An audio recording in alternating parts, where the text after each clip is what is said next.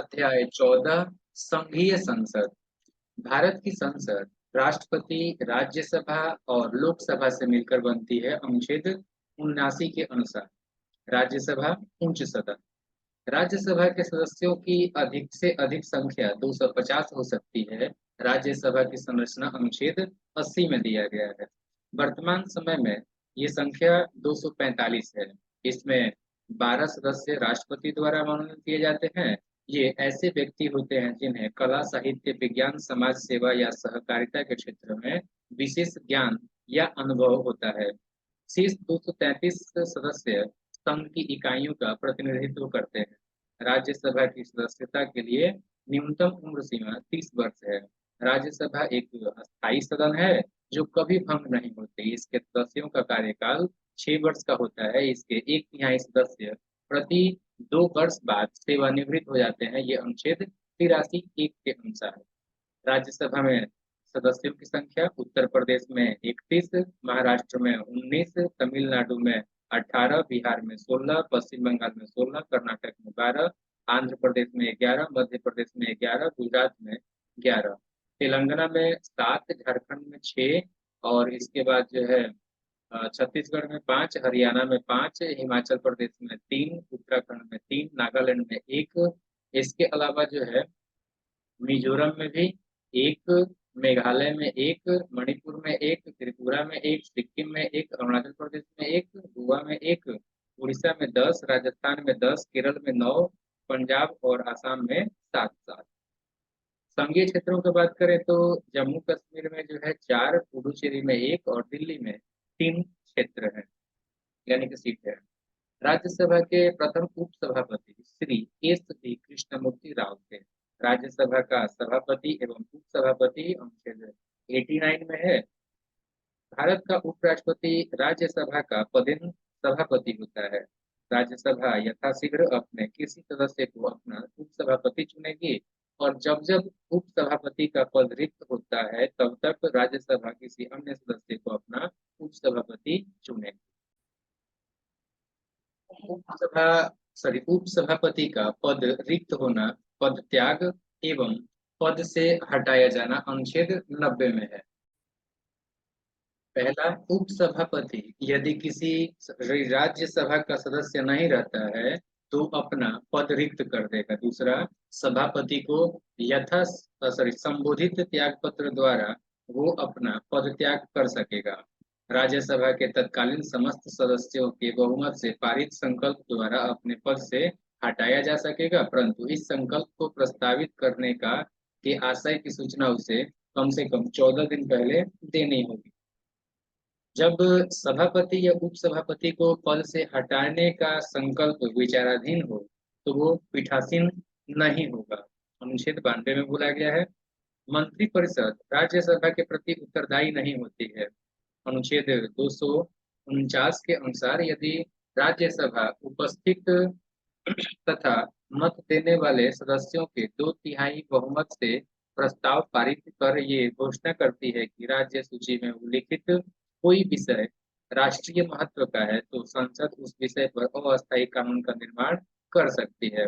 ऐसा प्रस्ताव 1 वर्ष से अधिक प्रभावी नहीं रहता, लेकिन यदि राज्यसभा चाहे तो हर बार एक एक वर्ष के लिए जो है बढ़ाया जा सकता है।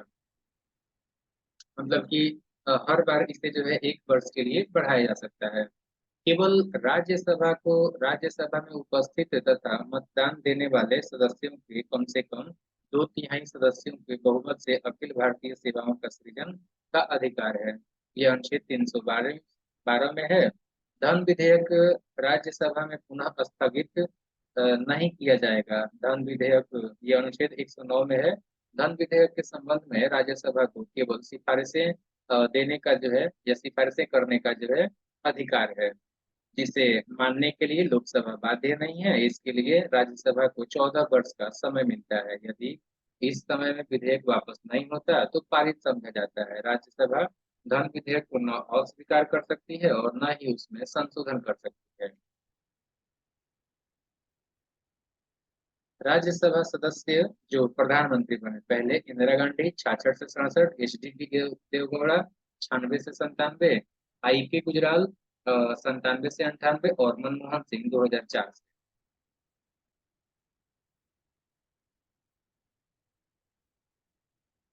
नेक्स्ट, राष्ट्रपति वर्ष में कम से कम 2 बार राज्यसभा का अधिवेशन आहूत करता है। राज्यसभा के एक सत्र की अंतिम बैठक और अगले सत्र की प्रथम बैठक के लिए नियत तिथि के बीच जो है 6 माह से अधिक का अंतर नहीं होना चाहिए। राज्यसभा का पहली बार गठन 3 अप्रैल 1952 को किया गया था। इसकी पहली बैठक 13 मई 1952 को हुई थी। राज्यसभा में प्रतिनिधित्व नहीं, अंडमान निकोबार, चंडीगढ़, दादर व नगर हवेली, दमन व दीव और लक्षद्वीप का।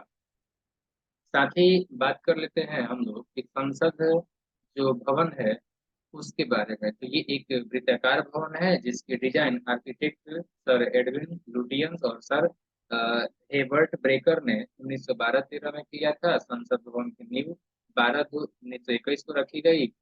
संरचना की बाहरी परिधि 144 ग्रेनाइट पत्थरों के स्तंभ पर टिकी है।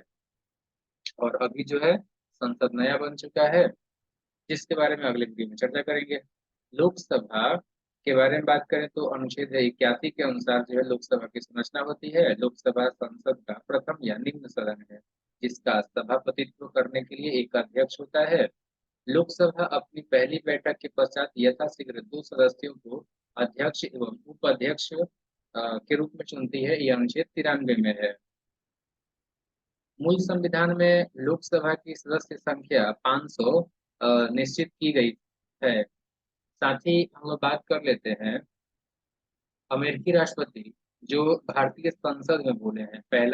पहले जो है डीडी आइजन हॉवर 1959 में, और जिमी कार्टर जो है 1978 में, बिल क्लिंटन जो है 2000 ईस्वी में, और बराक ओबामा 2010 में। अमेरिकी राष्ट्रपति जो भारत आए लेकिन संसद नहीं पहुंचे। पहले रिचर्ड निक्सन 1969 में, और दूसरे जॉर्ज डब्ल्यू बुश 2006 में। तो मैंने बताया कि मूल संविधान में लोकसभा की सदस्य संख्या 500 निश्चित की गई है। अभी इसके सदस्यों की अधिकतम सेवा जो है 552 हो चुकी है, सॉरी 552 हो सकती है। इनमें से अधिकतम 530 सदस्य राज्यों के निर्वाचन क्षेत्रों से और अधिकतम 20 सदस्य जो है संघीय क्षेत्रों से निर्वाचित किए जा सकते हैं। परंतु सॉरी एवं राष्ट्रपति आंग्ल भारतीय वर्ग के अधिकतम 2 सदस्यों का मनोनयन कर सकते हैं। वर्तमान में लोकसभा की सदस्य संख्या 545 है। इन सदस्यों में 524 से 28 राज्यों से 19 सदस्य 8 केंद्र शासित प्रदेशों से निर्वाचित होते हैं, और 2 सदस्य आंग्ल भारतीय वर्ग के प्रतिनिधि के रूप में राष्ट्रपति द्वारा मनोनीत होते हैं, अनुच्छेद 331 के अनुसार। नई परिसीमन के बाद लोकसभा में अनुसूचित जातियों के लिए 84 स्थान, अनुसूचित जनजाति के लिए 47 स्थान आरक्षित किए गए हैं, अनुच्छेद 330 के अनुसार। 2001 ईस्वी में संसद द्वारा पारित 84वें संविधान संशोधन विधेयक के अनुसार लोकसभा एवं विधानसभा की सीटों की संख्या 2026 ईस्वी तक यथावत रखने का प्रावधान किया गया है। लोकसभा के सदस्यों का चुनाव गुप्त मतदान के द्वारा वयस्क मताधिकार 18 वर्ष के आधार पर होता है। 61वें संविधान संशोधन 1989 के अनुसार भारत में अब 18 वर्ष की आयु प्राप्त व्यक्ति को वयस्क माना गया है। लोकसभा में अनुसूचित जातियों तथा अनुसूचित जनजातियों के लिए राज्यवार जनसंख्या के अनुपात में आरक्षण का प्रावधान किया गया है, अनुच्छेद 30 और 330 और 332 के अनुसार। ये प्रावधान प्रारंभ में 10 वर्ष के लिए किया गया था, किंतु इसे संविधान संशोधन द्वारा 10-10 वर्ष के लिए आगे बढ़ाया जाता रहा है। वर्तमान में 395वें संविधान संशोधन 2009 द्वारा अनुच्छेद 334 में संशोधन कर लोकसभा में अनुसूचित जातियों एवं जनजातियों के आरक्षण तथा आंग्ल भारतीयों के मनोनयन करने संबंधी प्रावधान को 2020 तक के लिए बढ़ाया गया है।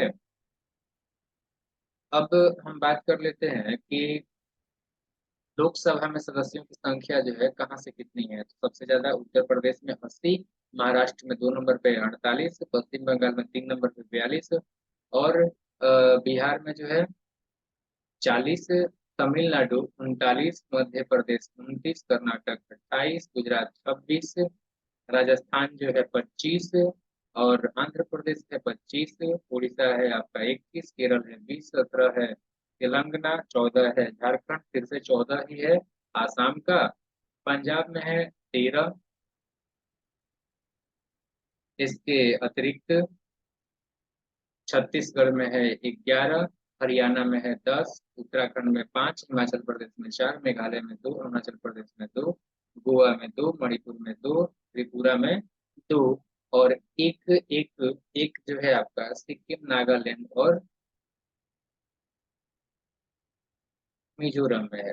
केंद्रीय क्षेत्रीय सॉरी संघीय क्षेत्र का बात करें, दिल्ली में 7, जम्मू कश्मीर में 5, लद्दाख में 1, पुडुचेरी में 1, और चंडीगढ़ में 1, दादर नगर हवेली एवं दमन एवं दीव में 2, और जो है अंडमान निकोबार में 1, लक्षद्वीप में 1 है।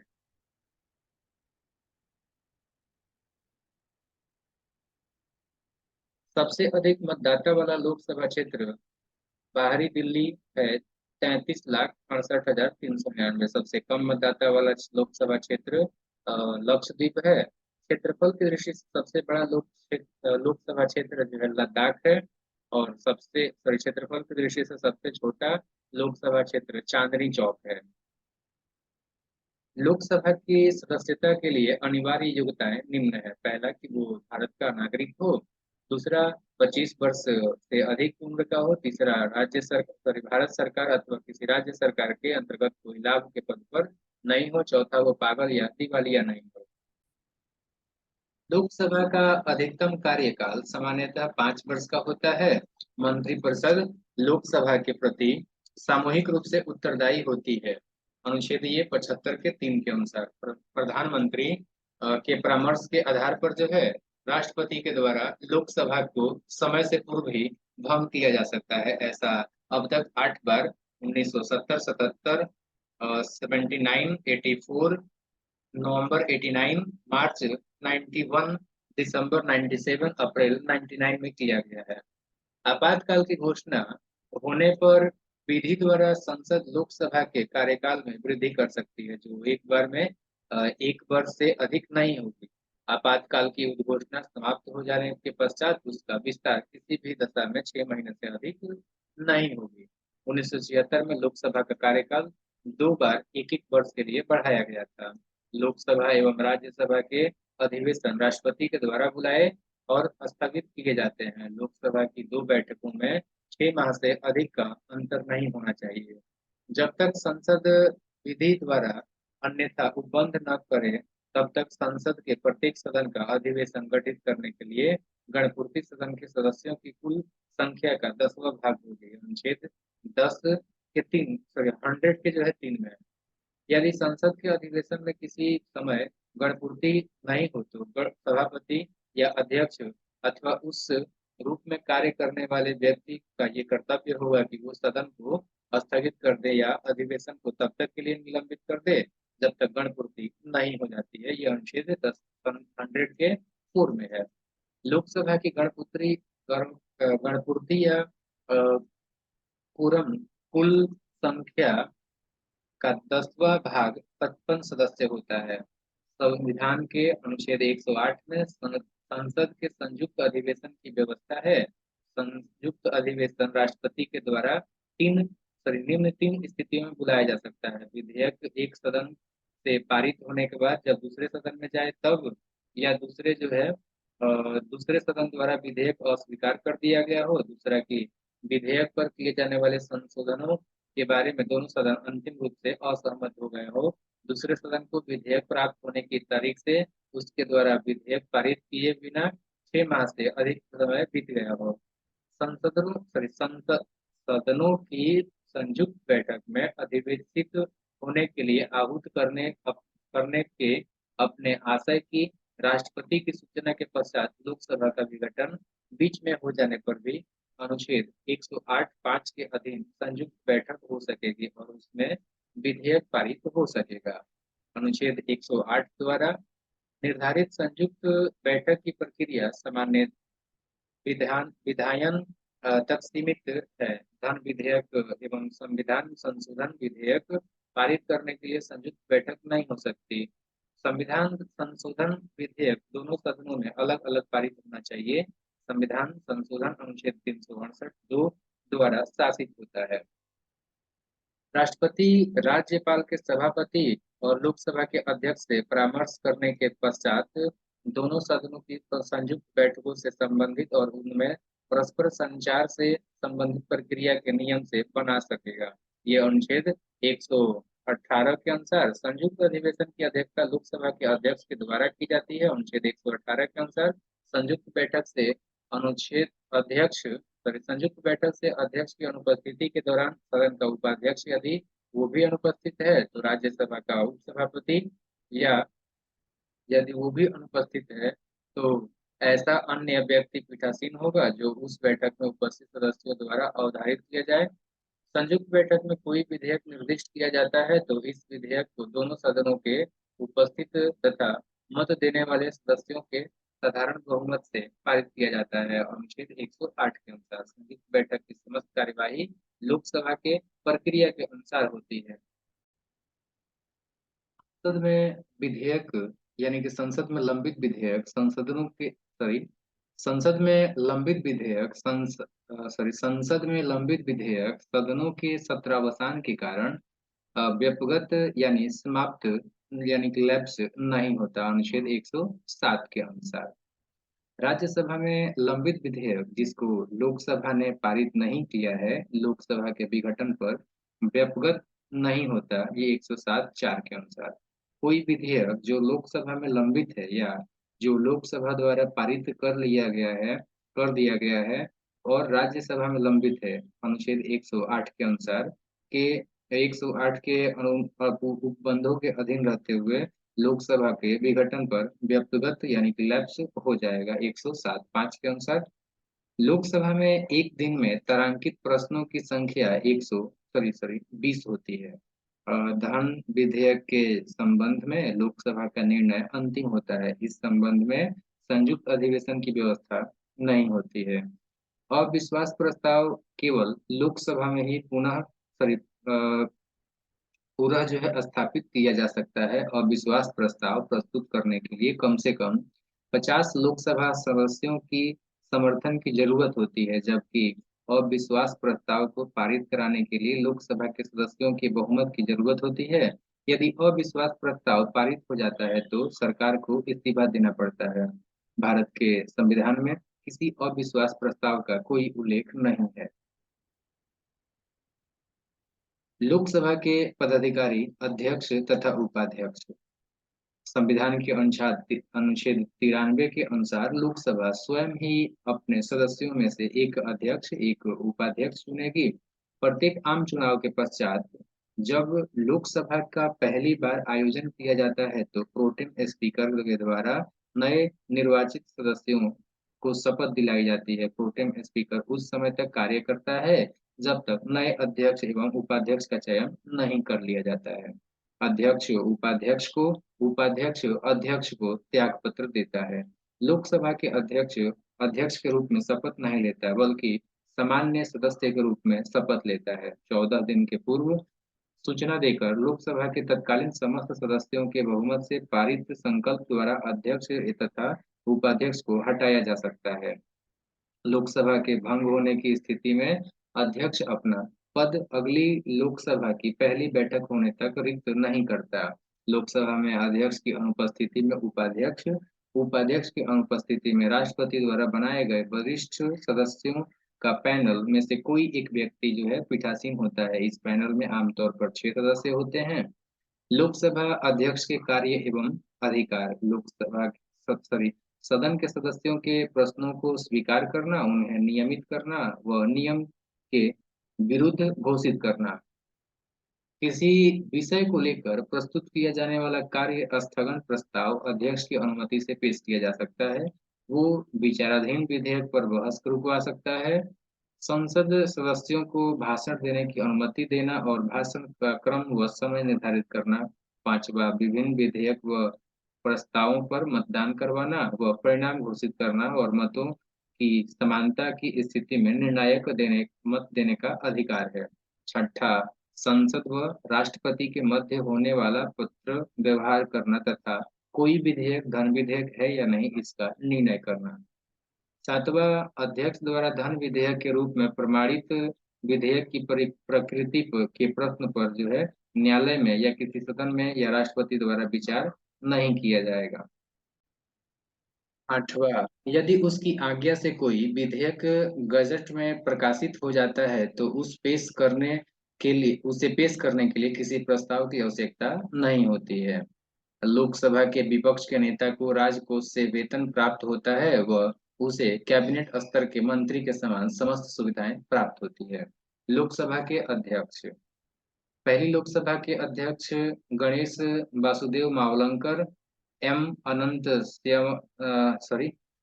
स्यनम अयंगर। दूसरी लोकसभा काल के जो है अध्यक्ष थे, दूसरी लोकसभा के अध्यक्ष थे एम अनंत स्यनम अयंगर। तीसरी हुकुम सिंह। चौथी नीलम संजीव रेड्डी। गुरुदयाल सिंह ढिल्लो। पांचवी गुरुदयाल सिंह ढिल्लो। बलराम बलिराम भगत। छठे नीलम संजीव रेड्डी।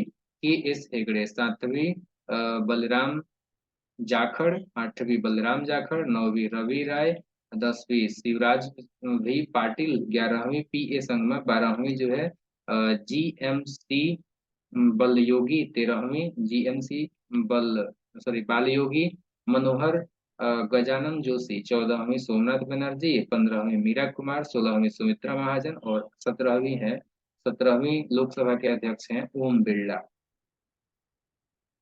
न्यूनतम 55 सदस्यों वाला दल ही लोकसभा में विपक्षी दल होने का दावा कर सकता है। प्रथम लोकसभा का कार्यकाल 17 अप्रैल 1952 से 4 अप्रैल 1957 तक रखी थी।